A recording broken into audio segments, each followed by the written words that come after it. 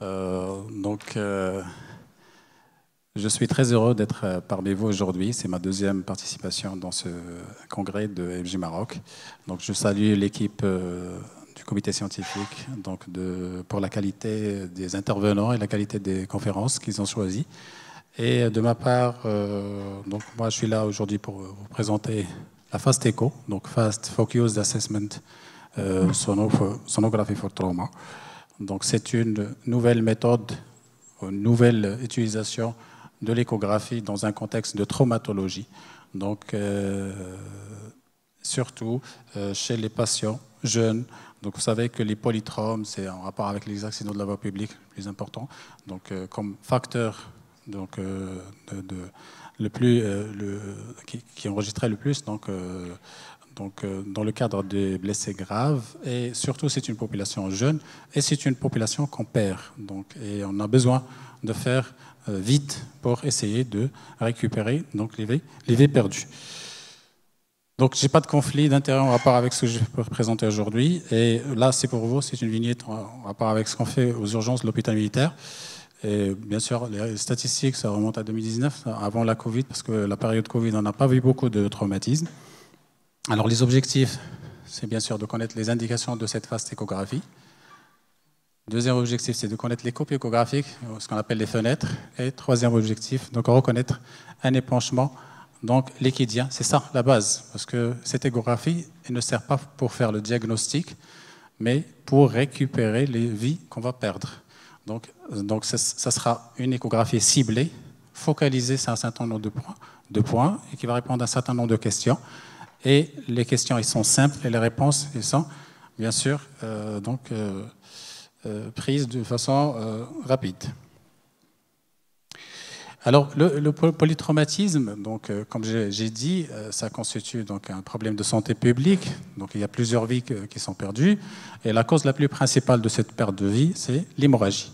Donc, on perd plus de 50% de nos patients dans les moins de 48 heures. Après, bien sûr, il vient l'infection, il vient la défaillance multiviscérale, donc après le passage en réanimation. Alors, notre objectif, c'est de faire le diagnostic de cette hémorragie via, bien sûr, l'utilisation de l'échographie, et ça découlera par la suite, donc une prise en charge de notre patient selon le contexte. Donc, dès qu'on prend en charge le patient en salle de déchocage, il faut bien sûr chercher le saignement, est-ce qu'il est extériorisé ou intériorisé. Donc là, l'utilisation de l'échographie est très importante. Bien sûr, chercher une atteinte neurologique, donc qui aggrave le pronostic, et bien sûr, une atteinte ventilatoire, donc éventuellement respiratoire et pulmonaire. Donc c'est pour cela qu'on parle actuellement de Extended Fast Echography. Extended, c'est-à-dire que c'est une échographie pas rapide comme FAST, mais qu'on va étendre au niveau thoracique pour chercher le pneumothorax, pour le pouvoir drainer ou pas.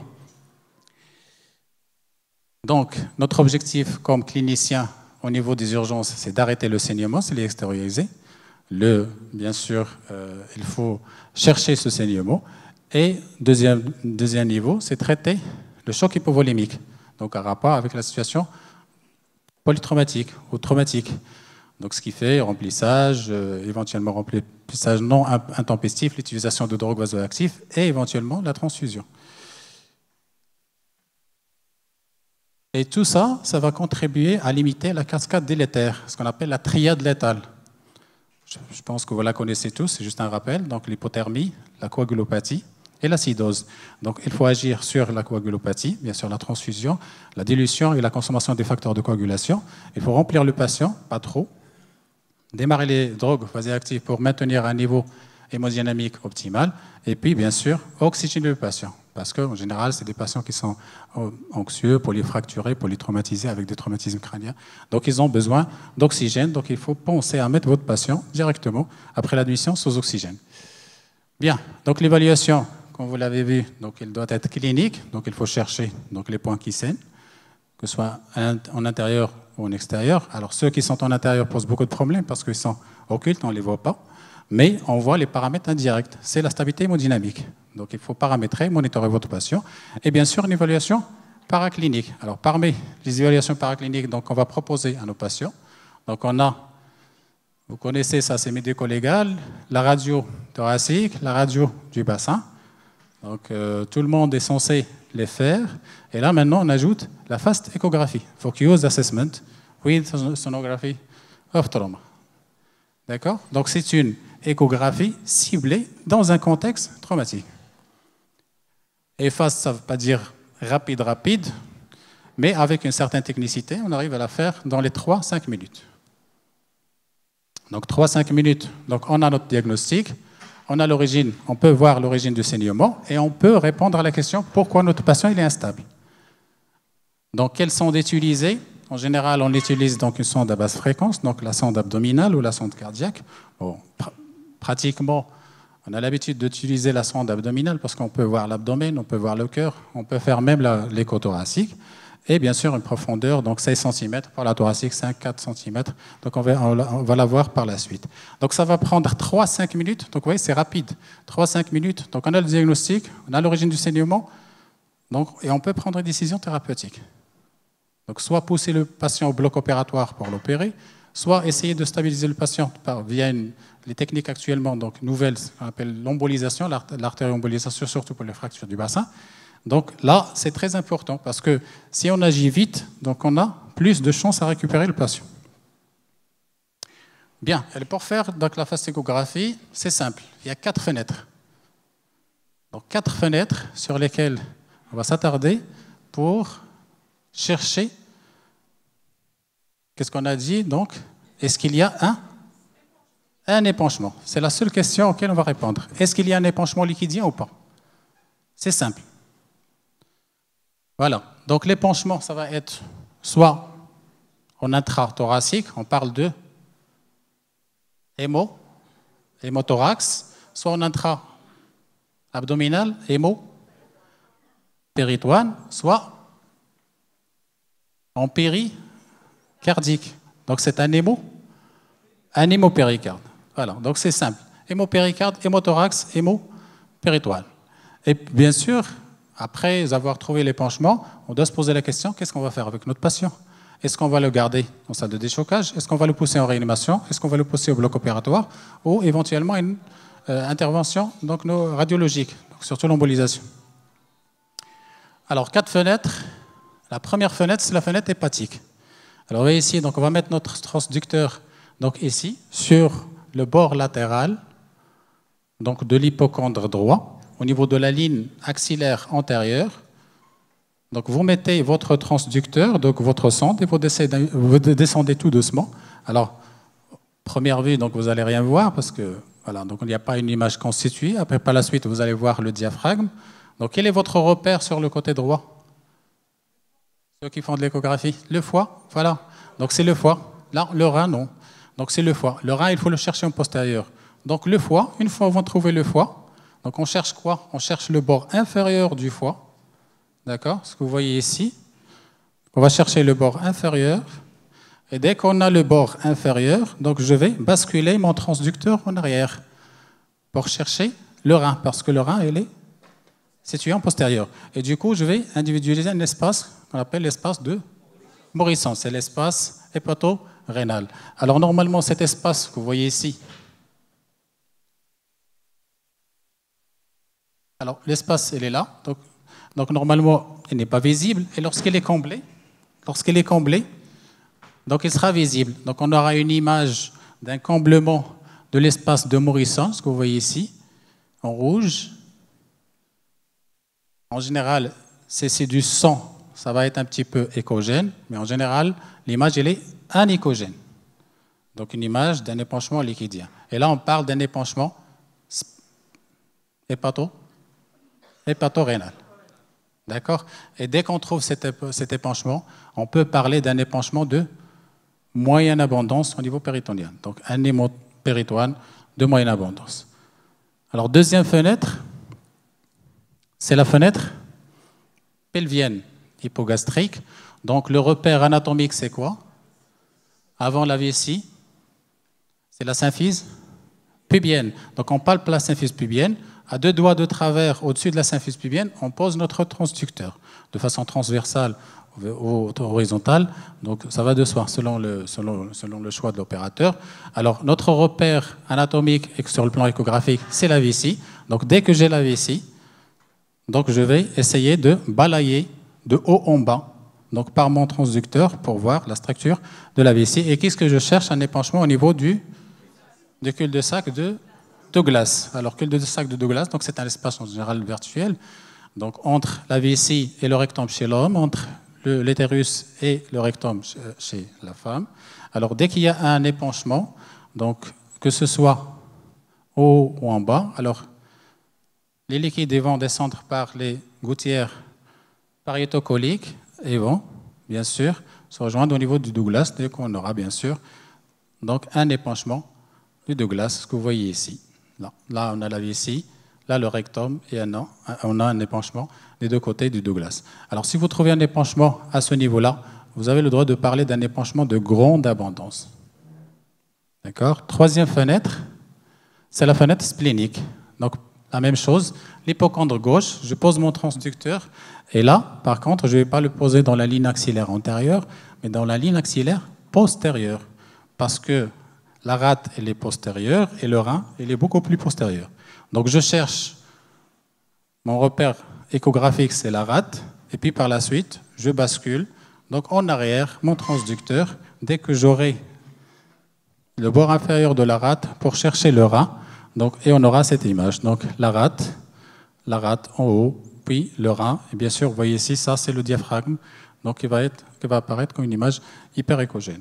Et lorsqu'il y a un comblement de cet espace, comment il s'appelle cet espace? Espace pléno-rénal. Il y a le Morrison et il y a le Kohler. Espace de Kohler. Bien.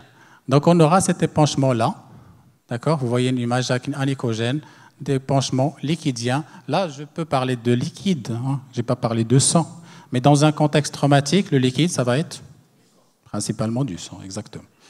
Voilà, donc cet espace donc, il sera comblé, donc on aura un épanchement du colaire, donc là en entérosplénique, là en sous-splénique ou spléno-rénal. D'accord? À ce niveau, s'il y a un épanchement, donc on suspecte quoi? Un traumatisme de la rate. Un traumatisme, rupture, voilà.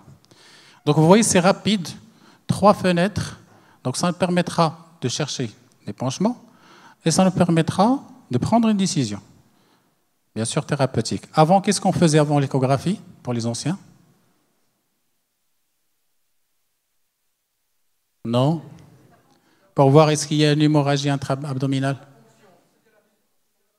La ponction? Ponction lavage péritonéal. La PLP, pour les anciens. Les jeunes, je pense que... Pas très anciens quand même. Moi, je l'ai fait. Je ne suis pas très vieux hein, quand même. Bien. Alors, 4e fenêtre, c'est la fenêtre cardiaque. Alors, c'est simple. Je vais poser mon transducteur au niveau de l'apophyse xiphoïde, en dessous. D'accord? Et je vais orienter ma sonde vers un point entre le cou et l'épaule gauche. Vous savez? Donc, je pose mon transducteur. Il faut bien sûr appuyer un petit peu. Ça fait un petit peu mal, d'accord? Et chercher quoi? Une structure qui bouge. Parce que là, on a parlé du foie, de la rate, des reins, c'est des structures qui sont figées, ils ne bougent pas. Mais là, le cœur, il bouge. Donc là, je cherche une structure qui bouge. Et dès que j'ai cette structure, donc je vais essayer de l'affiner, mon image, pour avoir cette image de 4 cavités. Là, vous voyez les 2 oreillettes, oreillette droite, oreillette gauche, et ventricule droit, ventricule gauche. Là, c'est le foie. Le foie gauche, et là, c'est le péricarde. Et je cherche quoi? Je cherche un épanchement péricardique. Dans un contexte traumatique, donc c'est une commotion cardiaque ou un traumatisme cardiaque. C'est bon pour la phase écho? Il n'y a pas plus simple que ça. Donc 4 fenêtres, il faut les retenir. Et c'est facile. Ça constitue une initiation pour ceux qui n'ont jamais pris donc la sonde d'échographie. C'est facile de chercher ces structures. Et bien sûr, nous, nos internes, ils font ça. À chaque fois qu'on admet un polytraumatisé, quelle qu'il soit sa situation, donc est-ce qu'il est stable sur le plan dynamique ou pas, donc nos internes, ils prennent l'échographie pour chercher, donc pour faire la phase échographie pour chercher un épanchement. Bien, donc finalement, on va schématiser un petit peu tout ce qu'on a vu. On a un blessé grave, il y a 3 situations. Soit le blessé, Ce qui m'intéresse pour moi, c'est l'hémorragie. Et quand on parle d'hémorragie, c'est l'état hémodynamique. Soit elle est stable, soit elle est, troisième, stabilisée. Donc soit il est instable, soit il est stable, soit il est stabilisé. Ça veut dire que j'ai fait mes mesures de réanimation et mon patient il est stabilisé. Et pourquoi on parle de cette instabilité? Pourquoi elle est importante? Parce qu'il va falloir bien sûr stabiliser votre patient. Et deux, parce que si je mobilise un patient instable pour faire un scanner par exemple, le patient il va mourir dans un couloir. Donc il ne faut pas bouger ce patient. Et c'est pour cela qu'on a pensé à utiliser l'échographie. Parce que c'est un examen qui est anodin. C'est un examen que je peux faire au lit du malade, à côté du malade. Je peux le faire en dehors de l'hôpital. Là, maintenant, on fait de la fastécho avec des échographes mobiles dans les ambulances, en extra-hospitalier, et en salle de déchocage. Donc, si le patient il est instable, est-ce que je peux faire un scanner ici? Non? Non. Je ne peux pas faire un scanner. Donc, qu'est-ce que je fais? Voilà, je fais la radio, j'essaye de stabiliser ma malade et en même temps, en général, la prise en charge d'un polytraumatisé, c'est une prise en charge en équipe, avec un team leader. Donc l'équipe, elle prend en charge celui qui prend la voie veineuse, celui qui prend le bilan, celui qui oxygène, celui qui intube, et moi, je prends mon échographe et je pose mes sondes donc, au niveau abdominal donc, pour voir est-ce qu'il y a un épanchement. Donc je fais aussi bilan radiologique, les girafes, vous les connaissez, donc je fais la radio thorax, la radio du bassin et l'échographie. Donc, fastéchographie. Alors, si le patient instable avec une fastéchographie qui trouve des épanchements, qu'est-ce que je fais? Je pousse mon malade au bloc opératoire pour faire ce qu'on appelle la chirurgie écourtée. Alors, qu'est-ce que ça veut dire chirurgie écourtée? C'est une chirurgie pas pour une réparation anatomique des lésions, mais juste pour arrêter les saignements. Donc, l'objectif, c'est l'hémostase. On appelle le damage control. Donc on ouvre l'abdomen, on suture ce qu'il y a à suturer rapidement, surtout les lésions vasculaires, on met des champs stériles et on ferme l'abdomen pendant 48 heures. Et on fait un second look après. C'est une chirurgie de guerre que les Américains ont développée, parce que si on s'amuse à réparer anatomiquement les lésions, on parle de lésions hépatiques, lésions spléniques, le patient est saigné et on ne récupère pas ces patients. Parce que la réanimation après, c'est une réanimation qui est très lourde. Et si on fait cette chirurgie écourtée, donc on récupère plus de 60% des patients.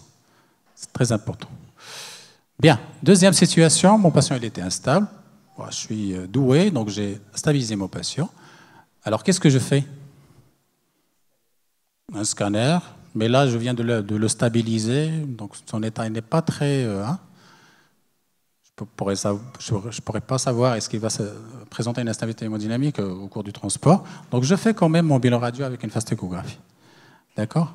Alors il y a deux situations. Soit je trouve un épanchement, et là c'est le bloc direct. Soit je ne vais pas trouver d'épanchement, mais le patient il était instable.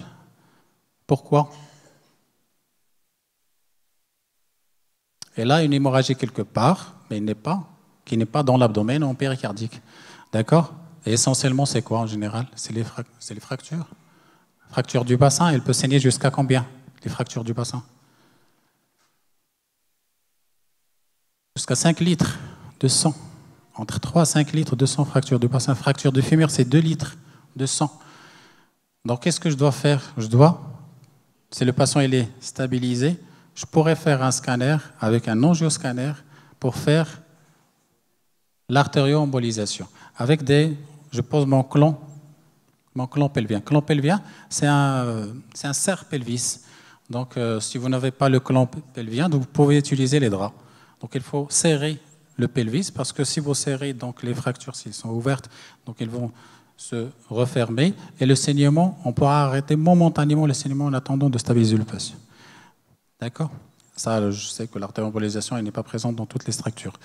Alors, troisième cas, bien sûr, c'est des patients qui passent en réanimation par la suite, vous êtes d'accord avec moi? Alors, troisième situation, c'est les patients qui sont déjà stables. Alors là, le problème ne se pose pas, donc je peux préparer mon scanner tranquillement. Bien sûr, donc je fais un body scanner. D'accord? C'est plus la peine de s'amuser avec les radios standards. Un patient polytraumatisé dans n'importe quel contexte de traumatisme qui est stable, un body scanner. C'est la recommandation. D'accord? Mais si j'ai l'échographe à côté, je peux quand même faire mon échographie, mon fastéchographie. Alors, de la tête jusqu'au pelvis. De la tête jusqu'au pelvis. Body scanner, c'est-à-dire la tête, le cou. Ah, il ne faut pas oublier le cou dans un contexte traumatique, parce que l'état d'instabilité hémodynamique, il peut être en rapport avec l'hémorragie, comme il peut être en rapport avec, hein, on l'appelle quoi? Neurologique? Le choc spinal. Le choc spinal, c'est la rupture spinale. La lésion spinale, ça donne un état de choc, sans qu'il y ait de l'hémorragie. Donc le cou, c'est très important, dans le ramassage, dans le relevage, et même dans la prise en charge complémentaire. Alors soit je vais trouver un problème neurologique, donc un hématome sous-dural ou extradural, et puis le patient il passera directement en neurochirurgie, bloc de neurochirurgie, soit donc au niveau neurologique, il n'y a rien. Donc je complète mon bilan radiologique des membres, bien sûr avec l'examen de la tête aux pieds, vous savez tout ça. Et bien sûr, je déciderai en fonction des lésions que je vais trouver, est-ce que le patient, je vais le passer en bloc ortho, vasculaire, maxillo, etc. C'est bon pour la prise en charge, parce que c'est clair, s'il y a des questions, donc on peut s'arrêter un petit peu. Bien, donc ça, c'est la fastéchographie. Alors, j'ai des petits quiz. Hein. Là, qu'est-ce que vous voyez? C'est une quelle fenêtre déjà? Hépatorénale.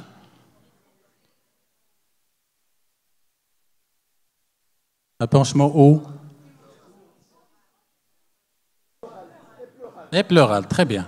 Donc là, on a un épanchement au niveau du morisson ici. Là, le rein, vous le voyez ici. À un certain moment, il apparaît. Mais quand même, je peux voir aussi le cul-de-sac pleural. Et il y a un épanchement pleural. Alors, qu'est-ce qu'il a le malade? Hémothorax, hémopéritoine. Ça prend 1 minute pour voir ces images. Une structure qui bouge, c'est le cœur. C'est la seule structure qui bouge dans le corps. On cherche la 4 fenêtres, d'accord? Et puis, on a un épanchement liquidien. Là, je le vois ici, vers la pointe, et je le vois même ici. Donc, circonférentiel, d'accord? Bien sûr. Est-ce que là, est-ce que je vais m'attarder à chercher la lésion responsable de l'hémorragie? Est-ce que je suis obligé en fastéchographie? Non, je ne suis pas obligé. Donc, j'ai besoin de cette image pour parler d'un hémopéricarde. Après, j'aurai le temps après la stabilisation de mon patient, j'aurai le temps de chercher la lésion. Est-ce qu'il y a une rupture de la paroi? Est-ce qu'il y a une communication? Est-ce qu'il y a? D'accord? Mais là, je n'ai pas besoin de tout ça. J'ai besoin d'une image qui va me donner une conduite tétanaire par la suite.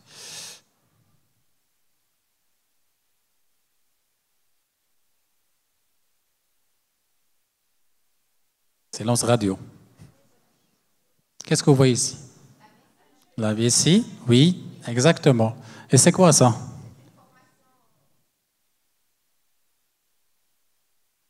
Ça, qu'est-ce que vous voyez? Là, c'est quoi ça? Qu'est-ce qu'il fait le sang quand on a un saignement? Il coagule. Donc, c'est du sang coagulé. D'accord? C'est du sang coagulé. Donc, c'est pour cela que je vous ai dit qu'il faut chercher un épanchement. Mais lorsqu'on est dans la phase un petit peu aiguë du traumatisme, on peut trouver une image un petit peu échogène. On peut trouver des échos dans l'épanchement. C'est en rapport avec le sang qui a coagulé. D'accord? C'est la vessie. Donc, la vessie. Alors, votre diagnostic, c'est quoi? Traumatisme vésical ou de l'appareil urinaire. D'accord?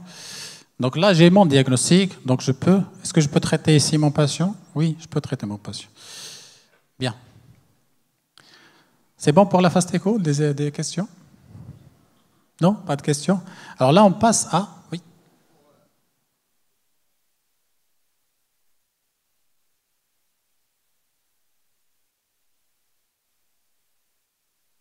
Bonjour. Pour le traumatisme du bassin, vous avez dit qu'il y a une perte de 3 à 5 litres du sang. Par quel biais? Est-ce que par la lésion vasculaire ou... Lésion vasculaire, parce que le bassin il est richement vascularisé. Et à côté, qu'est-ce qu'il y a à côté au niveau du bassin? Qu'est-ce qui passe par le bassin? On a l'aorte, la veine cave, elle donne les iliaques, les fémorales. Donc, les membres inférieurs ils sont bien vascularisés. Et le réseau vasculaire qui part vers les membres inférieurs, il passe par le bassin. Si on a une fraction du bassin, donc on a forte chance de lésion vasculaire à ce niveau. D'accord? Et les fractures du bassin, ils saignent beaucoup. Parce que c'est un os quand même qui est important. Le fémur aussi, c'est un os long. Donc sa fracture fait perdre beaucoup de sang. D'accord? D'autres questions? On passe à l'extended. Alors, extended focused assessment sonography for trauma. C'est quoi? Ça veut dire tout simplement que là, on a fait les 4 fenêtres abdominales et cardiaques. On a étendu notre échographie pour voir ce qui se passe au niveau du thorax. Pour répondre à une seule question, est-ce qu'il y a un pneumothorax? L'épanchement, on l'a vu. Parce que l'épanchement, en général, le patient est en décubitus dorsal. Donc, les épanchements ils vont venir vers les cul-de-sac pleuraux. D'accord? Alors, s'il y a un pneumothorax, il va se situer où? Oh, parce que le patient il se met sur le dos, ça veut dire la partie antérieure. Alors, la question auquel on va répondre à l'extended fast échographie, est-ce qu'il y a un pneumothorax? Et la conduite à tenir par la suite, est-ce qu'il faut drainer? Est-ce qu'il faut exsuffler? Donc, c'est simple, c'est des questions simples et des images simples. Donc, l'extended fast échographie. Donc, avant c'était difficile pour les radiologues qui utilisaient l'échographie de leur parler de l'écho pulmonaire. Je pense que Dr Achibet va vous en parler, vous a déjà parlé de ça. Avant, les radiologues, quand on leur pose la question est-ce qu'on peut faire une écho pulmonaire, ils disent non. Pourquoi? Par la présence de l'air, parce que l'air, c'est l'ennemi numéro 1 de l'échographie. D'accord? Après, on a découvert qu'on peut quand même avoir des images, qu'on peut interpréter des choses. Et ça nous a servi surtout à la phase Covid, parce qu'on pourrait poser des diagnostics rien qu'avec l'échographie. On a les épanchements, on a les condensations, on a les OAP, d'accord? Alors tout ça, on peut le faire par l'échographie. Donc on a un outil disponible à côté de nos patients au niveau des urgences et au niveau des cabinets aussi. Faites de l'échographie abdominale, faites quand même un peu d'échographie pulmonaire, vous allez découvrir pas mal de choses. D'accord? Donc ça a commencé comme ça. Alors, la sonde qu'on utilise en général, c'est la sonde superficielle pour la recherche du pneumothorax, mais on peut bien éventuellement donc, utiliser la sonde de basse fréquence pour voir le parenchyme au-delà, surtout dans les pneumopathies, dans les œdèmes pulmonaires, donc dans les épanchements aussi, donc pleuraux. Donc on utilise la sonde de basse fréquence. Pour le diagnostic du pneumothorax, on utilise surtout donc la superficielle de haute fréquence. Linéaire, la ligne. Ouais. D'accord? Alors la question à laquelle on va répondre, bien sûr, est-ce qu'il y a un pneumothorax? Oui, non, c'est simple. Et bien sûr, la conduite à tenir par la suite, est-ce qu'on va exsuffler? Est-ce qu'on va drainer le patient? Alors la sensibilité de l'échographie pour le pneumothorax, est-ce que vous avez une idée? Elle n'est pas très sensible? Oui. Elle est spécifique? Elle est spécifique, d'accord. Par rapport à la radiographie qu'on fasse tous. C'est que à chaque fois que je pose le diagnostic, je pense au diagnostic de pneumothorax, donc je demande une radio pulmonaire. Alors, l'échographie, elle est beaucoup plus sensible, elle est beaucoup plus spécifique que la radio pulmonaire, à 100%. 100% de sensibilité, 100% de spécificité. Oui. Pourquoi? Parce que la radio pulmonaire, si on a un pneumothorax antérieur, un petit pneumothorax antérieur, est-ce que la radiographie thoracique peut le voir? On peut le voir sur la radio thoracique? Non, impossible. S'il est antérieur, on ne peut pas le voir. Il faut avoir un pneumothorax de la grande cavité avec décollement pleural et l'individualisation de ce qu'on appelle la ligne de damoiseau pour voir le pneumothorax. L'échographie, il pourra le faire. Sinon, on aura besoin de faire un scanner, de demander un scanner pour voir est-ce qu'il y a un pneumothorax. Alors, je sais que le scanner n'est pas disponible dans toutes les structures. Alors, la plupart d'entre vous travaillent dans le cabinet médicaux de médecine de ville. Ils ont un échographe à côté. Il est très sensible. Alors, chaque fois que vous avez une détresse respiratoire, hors contexte de traumatisme, surtout chez un sujet jeune, lent comme moi, il faut penser au pneumothorax. D'accord, une petite dyspnée. Ils font beaucoup de pneumothorax. Faites l'échographie pulmonaire au pleural. Vous allez trouver des surprises. Alors, qu'est-ce qu'on fait? Là, on a parlé des 4 fenêtres au niveau de l'abdomen. Alors là, je prends mon thorax. En général, il y a 4 cadrans. Si je le divise, donc ligne sternale et ligne intermamelonnaire, donc il y a 4 cadrans. Là, je pose, donc, parce que le patient il est en décubitus dorsal, ça veut dire que l'air il va venir vers moi, la partie la plus haute. Donc, je vais mettre mon transducteur et je vais balayer de haut en bas. D'accord? Espace par espace. Perpendiculairement. Ça fait? Donc, je prends mon transducteur transversalement et je pose mon transducteur sur chaque espace.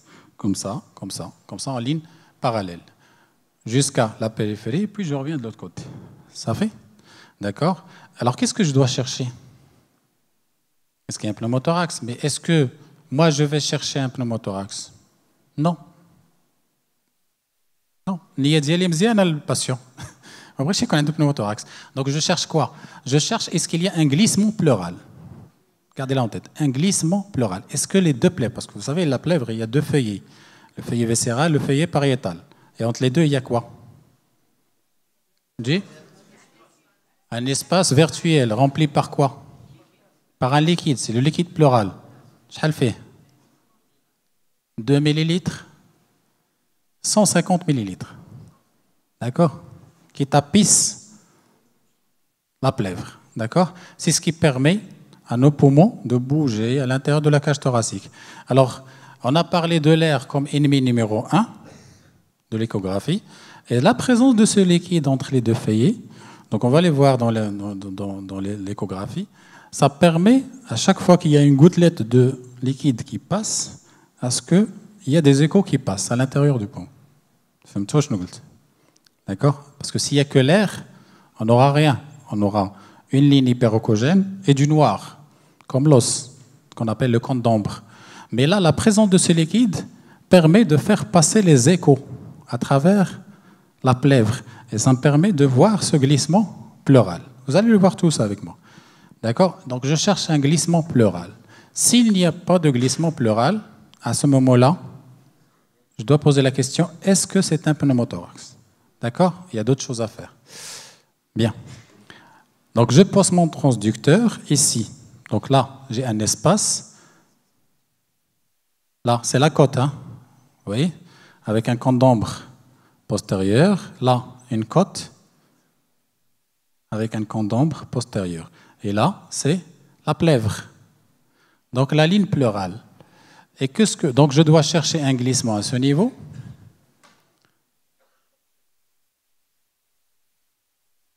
Et ce glissement va donner 2 images, une image de mouvement et une image de traversée des échos, qui va être illustrée par ce qu'on appelle les lignes B. Ce que vous voyez ici, en queue de comète. Les lignes B, comme bravo. D'accord? Ces lignes sont très importantes. Enfin, il y a beaucoup de lignes B. Ça veut dire quoi? Ça veut dire qu'il y a beaucoup de liquide à l'intérieur du poumon. Ça veut dire qu'il y a un œdème pulmonaire. L'épanchement, c'est anéchogène. D'accord? Il faut qu'il y ait un décollement des 2 plèvres.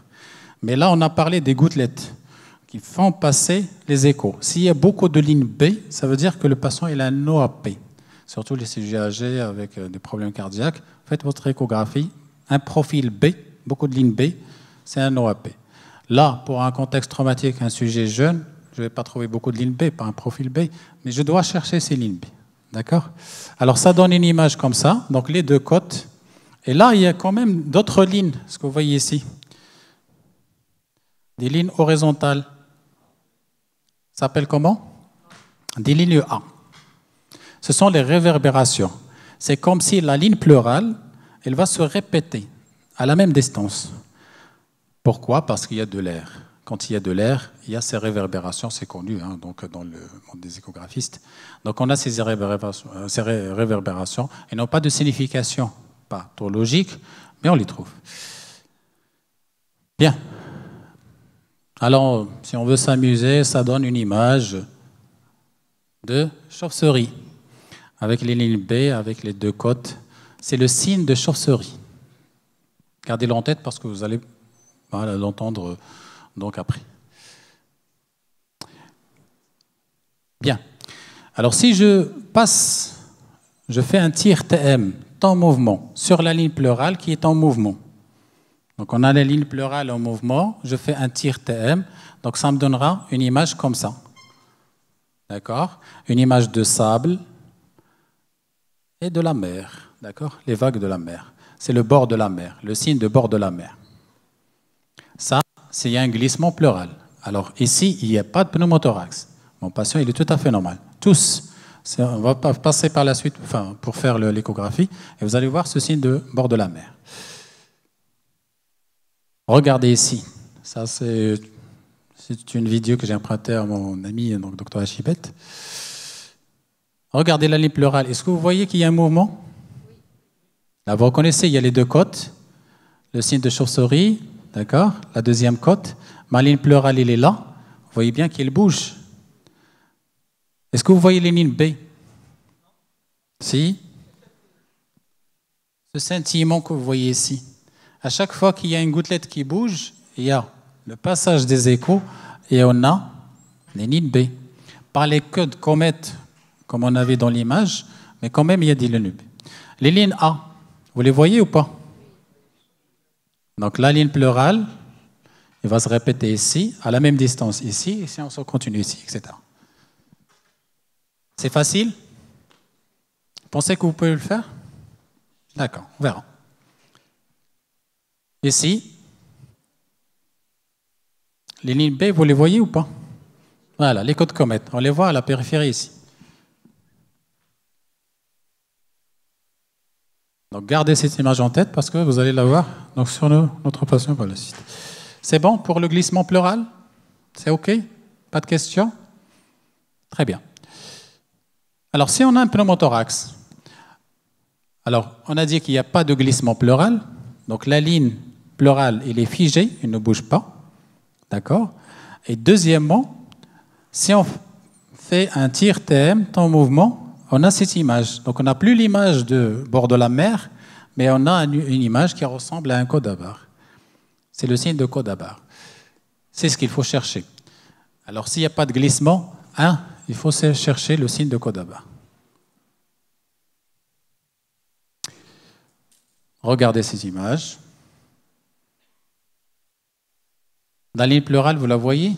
Hyperéchogène. Elle bouge. Ça, c'est le transducteur qui bouge. C'est l'opérateur qui fait bouger son transducteur. D'accord? Elle ne bouge pas. Est-ce que vous voyez les lignes B? Non. Les lignes A, vous les voyez. D'accord? Donc, c'est une ligne pleurale immobile,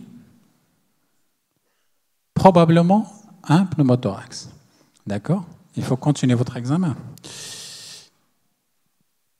Alors, le deuxième point qu'il faut chercher, c'est ce qu'on appelle le point poumon. Ça veut dire quoi, point poumon? Regardez ici. Là, on a un pneumothorax. Je vais poser ma sonde ici. On commence ici. Alors, je trouve quoi? Je vais trouver quoi? Une ligne pleurale immobile avec un codabar. Donc, je vais continuer mon examen. D'accord, ici. Oups. Là, je vais poser mon transducteur ici, ici, ici. À un certain moment, je vais trouver un point où le poumon vient à la paroi. C'est le dernier point de rattachement du poumon après le pneumothorax ou avant le pneumothorax. Et là, on peut le voir sur l'échographie. Donc, on va trouver quoi? Une zone qui est mobile, ici. Une zone immobile ici. Et si je fais un tir TM, donc je vais trouver une zone qui bouge. Ça vous rappelle le bord de la mer.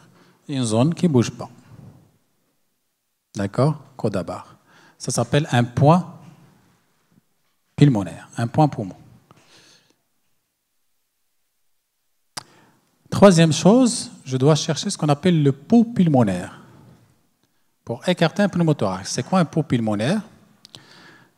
Donc, je n'ai pas de mobilité de la ligne pleurale. Je vais demander à mon patient de se mettre en apnée. Et je vais mettre ma sonde. Et là, vous voyez ici, quand il respire, le patient, ça c'est un patient normal. Quand il respire, donc on a l'image de bord de la mer. Quand il se met en apnée, vous voyez ici, c'est des barres qui vont se répéter en fonction du pouls. C'est le cœur qui fait bouger le poumon et qui vont faire bouger la ligne pleurale et qui donne ces barres. D'accord? Ça s'appelle un pouls pulmonaire. C'est bon pour l'écho pulmonaire? C'est tout ce qu'on a cherché. C'est tout ce qu'on a à chercher. C'est bon? Oui, j'ai dépassé un peu le temps. D'accord. Pardon. Bien. Donc j'ai fini. Il ne reste que 2 slides. Donc en pneumothorax, donc je dois chercher un glissement pleural. S'il y a un glissement pleural, donc je suis sûr qu'il n'y a pas de pneumothorax. Deuxièmement, les lignes B qu'on a vues. S'il y a des lignes B, c'est sûr qu'il n'y a pas de pneumothorax. S'il n'y a pas de ligne B, je dois chercher un point poumon. Rappelez-vous, le point poumon, donc le point où le poumon il vient à côté de la paroi. Alors s'il y a un point poumon, c'est un pneumothorax. D'accord? S'il n'y a pas de point poumon, je vais demander à un patient de faire une apnée pour chercher le pouls pulmonaire. S'il y a un pouls pulmonaire, il n'y a pas de pneumothorax. S'il n'y a pas de pouls pulmonaire, c'est un pneumothorax. Alors là, c'est ce qu'on appelle le Blue Protocol. Le Blue Protocol pour faire le diagnostic du pneumothorax et bien sûr, traiter votre patient, en l'occurrence, donc drainage ou oxyflation, en fonction de l'état de votre patient. Bien, donc j'ai fini ma présentation. Je pense que je peux pas tarder. Je vais passer à l'échographie, s'il y a un volontaire, un jeune volontaire ou un ancien volontaire, pour qu'on fasse l'échographie, pour que vous voyez tout ça en réalité. Pas de volontaire? Un homme. Très bien. Nous allons prendre 5 minutes. 5 minutes, rapidement, juste pour que vous voyez les images. Et je vous laisse par la suite exercer ça dans vos cabinets, dans vos services des urgences.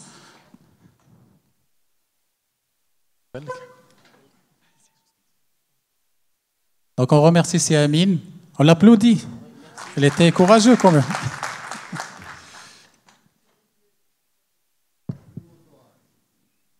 Alors, hémopneumothorax, donc en bas, si je fais ma fast écho, qu'est-ce que je vais trouver? Un épanchement pulmonaire dans les cul-de-sac. Et si je monte en haut, je vais trouver un pneumothorax, donc de l'air. Donc, je vais trouver les deux. D'accord? Donc, c'est pour cela que ce concept de E-fast, ou la E-fast en anglais, donc Extended Fast Echography, donc s'impose parce que l'appareil est là. Donc, c'est pas très sorcier, hein, c'est très facile de faire ça. Tout le monde peut faire ça. On n'a pas besoin d'une formation très importante ou très approfondie pour faire ça. Oui. Alors, la présence de ligne B, ce n'est pas pathologique. La présence de ligne B, elle est physiologique. Hein. C'est en rapport avec le liquide dont on a parlé. Si vous voyez que l'image, elle est toute blanche, il y a beaucoup de lignes B. Ça veut dire qu'il y a beaucoup de codes comètes. Bien sûr, il y a la clinique à côté, il faut voir votre patient.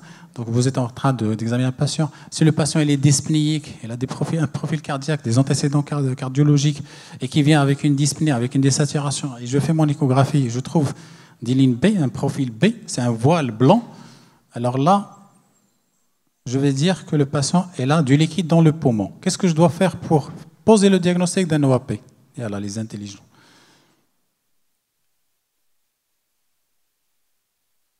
Parce que si on a un OAP, elle doit être d'un côté ou des deux côtés? Des deux côtés. Donc je dois avoir un profil B des deux côtés. Si j'ai un profil B d'un côté, d'un seul côté, donc le patient il a de l'eau en rapport avec quoi? Avec l'infection. Il a une pneumopathie. Donc c'est sa pneumopathie qui laisse ce qu'on appelle l'œdème lésionnel en rapport avec une pneumopathie localisée. Donc qui laisse ce profil B d'un seul côté et on ne le trouvera pas de l'autre côté. Bien.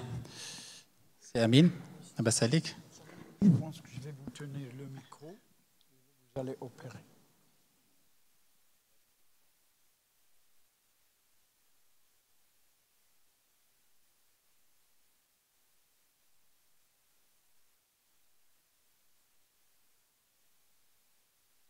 Vous voyez l'image?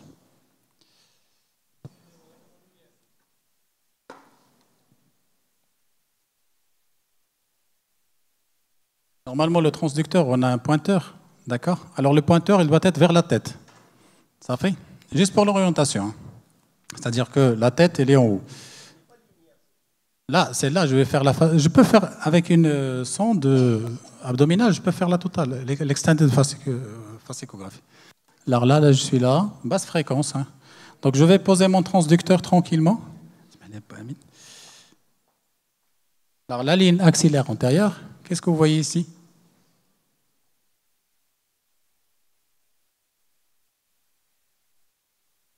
Là, je vois rien, je descends. Il y a une structure tissulaire, c'est quoi? Le foie. Donc je baisse en bas, tranquillement. Là, j'ai le bord inférieur, d'accord?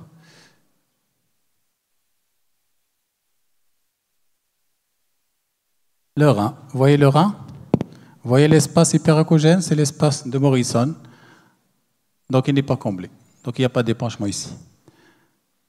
Alors la ligne hyperéchogène en haut, alors je vais monter un peu. Oups. Là, c'est le diaphragme, d'accord? Le diaphragme, il est là. Déjà avec le pointeur. Il est en haut, hein. Donc c'est vers la gauche, c'est vers la droite de l'image. Vers le M, c'est le diaphragme, le foie. Et on a le rein en bas. D'accord? Première fenêtre, deuxième fenêtre.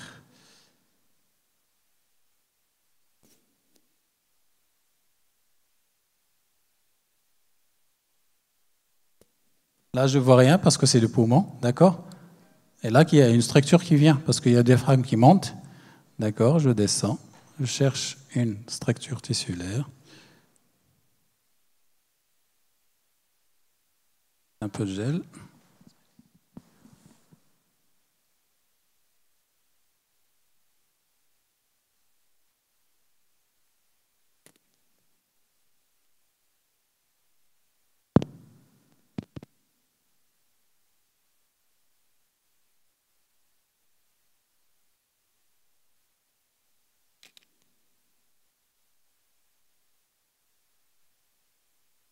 La rate, elle est postérieure.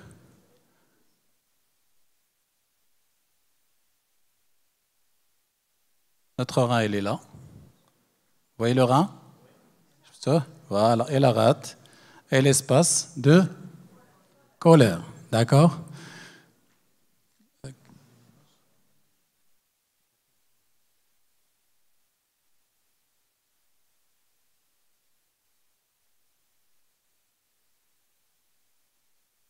Très bien. Vous voyez les deux? Donc la rate, le rein. D'accord? Très bien. Moi, je pars doucement ici, juste pour vous montrer.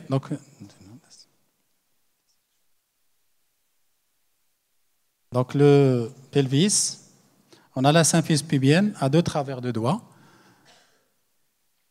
Voilà. Qu'est-ce que vous avez ici? La vessie.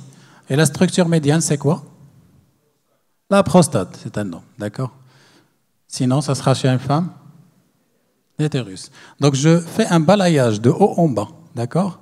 Pour voir ma vessie, la prostate et le rectum, il est derrière. Ce que vous voyez en blanc, c'est le rectum, d'accord? Fichier de l'image. D'accord? Ce que vous voyez en hyperacogène, c'est le rectum. Donc qu'est-ce qu'il nous reste? Cardiaque, d'accord. Il a du poil. Allez, ça fait la défrisée كل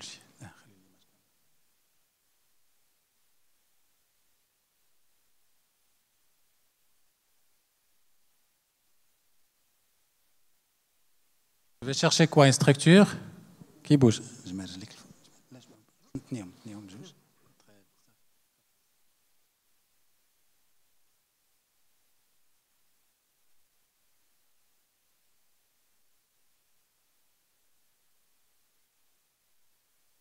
Alors on voit déjà quoi?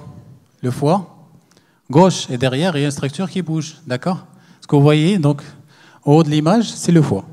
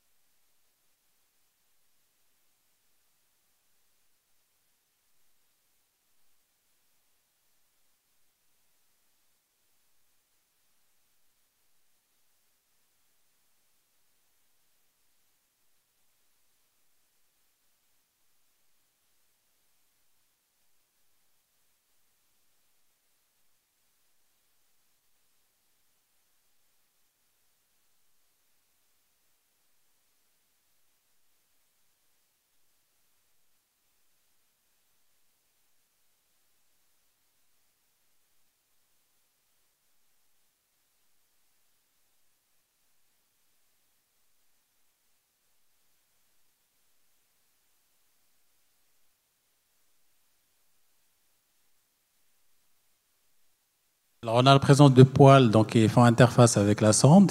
Il y a une petite obésité aussi.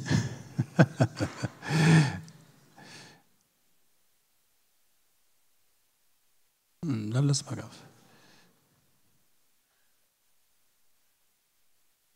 Chercher ici.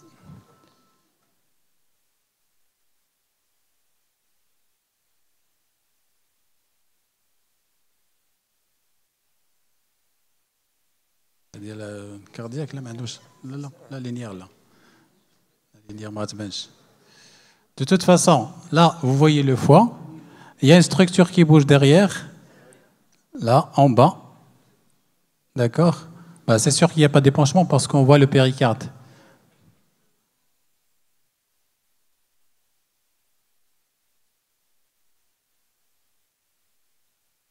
Ouais, je vais essayer de passer. Alors, qu'est-ce qui nous reste? L'extended fast échographie. Donc, qu'est-ce qu'on va faire? On va chercher une peau glabre pour voir un espace intercostal.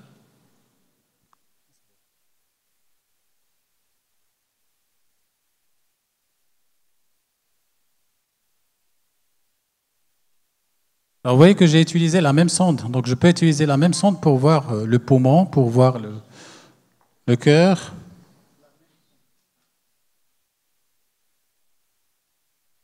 Là,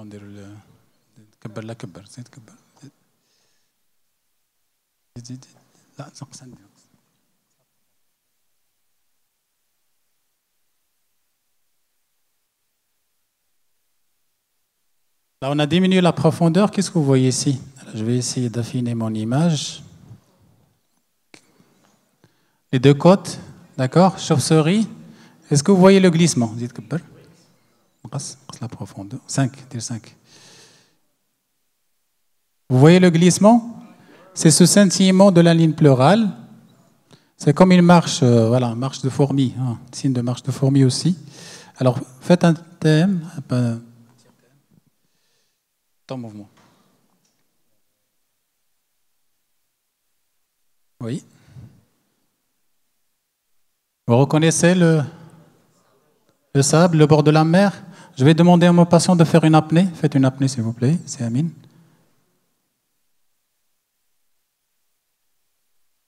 Frisé. Vous voyez, on n'a plus le signe de bord de la mer, mais on a ce qu'on appelle le pouls pulmonaire. Le pouls pulmonaire. D'accord? Donc, on n'a pas de pneumothorax. Donc, notre ami n'a pas de pneumothorax. Donc, vous voyez, c'est simple, avec une seule sonde. Donc, je n'ai pas changé de sonde, mais je peux faire les 4 fenêtres plus. Donc, merci, c'est Amir Left.